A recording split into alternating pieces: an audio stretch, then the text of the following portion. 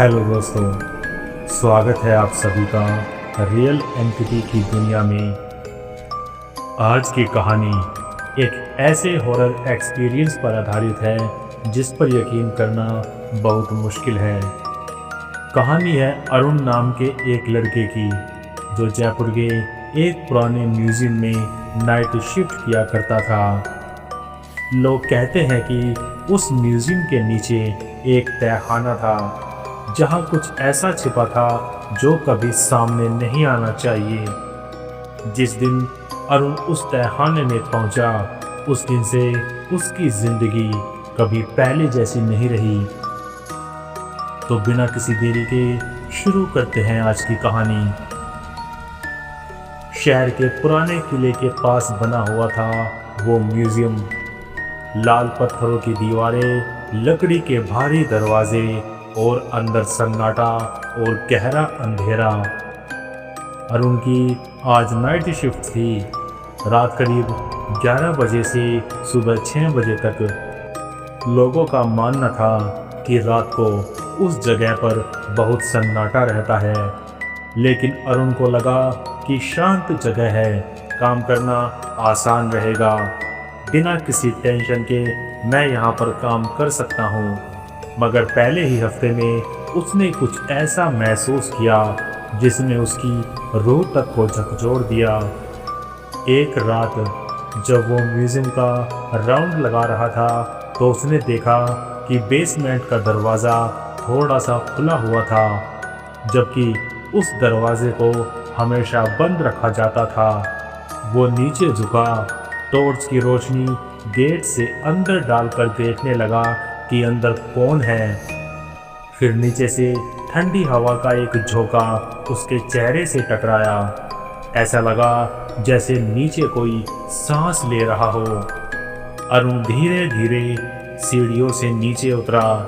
हर कदम के साथ नीचे का तापमान गिरता जा रहा था। दीवारों पर नमी थी और हर कोने से जैसे किसी पुराने लकड़ी के बक्से की गंध आ रही थी। नीचे पहुंचकर उसने देखा कुछ लकड़ी की पेटियां खुली पड़ी थी, जैसे किसी ने जल्दबाजी में वहां से कुछ ढूंढा हो। वो एक पेटी के पास गया। उसमें एक पुराना आईना, एक जंग लगा सिक्का और एक सूखा हुआ फूल रखा था। डरते हुए उसने जैसे ही फूल को उठाया, उसके कान के पास किसी ने बहुत धीमी आवाज में कहा, उसे वापस रख दो। वो झटके से पलटकर बोला, कौन है? लेकिन पीछे सिर्फ अंधेरा था और उसी वक्त बेसमेंट की गहराई से एक पुरानी धुन बजने लगी। बिल्कुल वैसी धुन जैसी किसी पुराने म्यूजिक बॉक्स से आती है। अरुण ने टॉर्च घुमाई। दीवार पर एक पुराना फोटो फ्रेम लटका था। उसमें किसी औरत की तस्वीर जो मुस्कुरा रही थी, मगर जैसे जैसे अरुण उसे घूरता गया उसकी मुस्कान गायब होने लगी। उसे वहां पर अब डर लगने लगा था। वो वहां से बाहर निकला और अपनी ड्यूटी पूरी की। उस रात के बाद अजीब चीजें बढ़ने लगी। सीसीटीवी फुटेज में रात के 3:14 पर उसने एक परछाई देखी बिना सर के। कई बार म्यूजियम के पुतले रात में दिशा बदल देते थे, जैसे कोई साथी उन्हें घुमा देता हो। पुरानी डायरी ढूंढी जिसमें सिर्फ यही लिखा था, वो लौट आया है। फिर एक रात जब अरुण अकेला था, अचानक बिजली चली गई। उसने मोबाइल की फ्लैश ऑन की तो देखा सामने दीवार पर एक काली छाया थी। वो दीवार पर लहराई और उसी से एक आवाज आई, तुमने देख लिया? अरुण डर से पीछे हटा, लेकिन अगले ही पल कैमरा फुटेज में दिखा कि वो परछाई कैमरे की ओर बढ़ी और हाथ से लेंस को छू लिया। अगली सुबह कैमरे में सिर्फ अंधेरा था और एक ठंडी उंगलियों के निशान जैसे धब्बे थे। अब अरुण की हालत बिगड़ने लगी। वो ड्यूटी पर जाता, लेकिन अकेले नीचे नहीं उतरता। वो कहता था कि वहाँ पर कोई है और वो अब भी वहीं पर रहता है। एक रात उसने देखा मेन हॉल में रखी एक पुरानी मूर्ति जो हमेशा दक्षिण की ओर मुंह करके रखी जाती थी, अब उत्तर की ओर मुड़ी हुई थी और उसके पैरों के पास इंसानी पदचिन्ह थे। अरुण ने नीचे झांका तो अपनी जेब में कुछ महसूस हुआ।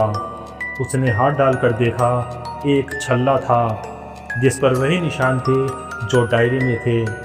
उसने छल्ला नीचे गिरा दिया और उसी वक्त एक बच्चे जैसी हंसी गूंजी, मगर वो हंसी इंसान की नहीं थी, वो खाली, सूखी और डराने वाली थी।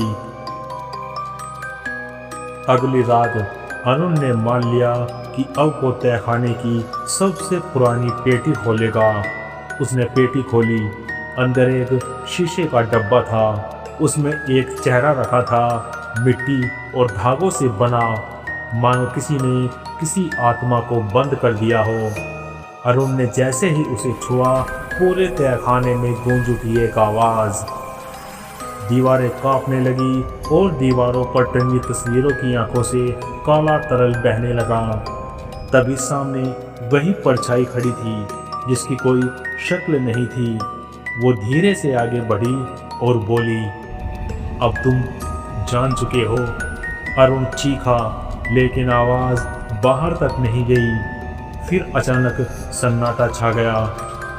सुबह जब सिक्योरिटी गार्ड ने दरवाज़ा खोला तो देखा अरुण ज़मीन पर बैठा था।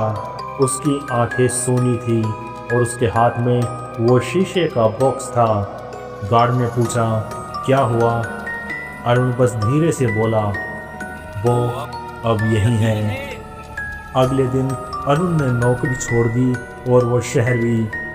लोग कहते हैं कि रात में उस तहखाने से अब भी वही पुरानी धुन सुनाई देती है और एक काली परछाई घूमती हुई दिखती है। कहते हैं जब भी कोई पुरानी चीज़ बिना समझे छूता है तो वो चीज़ उसे अपने अंदर समा लेती है। तो दोस्तों, अगर कभी किसी पुरानी चीज़ को छूने का मन करे तो पहले यह याद कर लेना, कुछ चीज़ें देखने के लिए नहीं होती, वो आपको देखने के लिए होती है। अगर आपको ये कहानी पसंद आई हो तो वीडियो को लाइक करें, शेयर करें और रियल एंटिटी चैनल को सब्सक्राइब करना ना भूलें, क्योंकि डर अभी बाकी है। मिलते हैं अगली कहानी के साथ, तब तक के लिए बाय एंड बी हॉन्टिंग।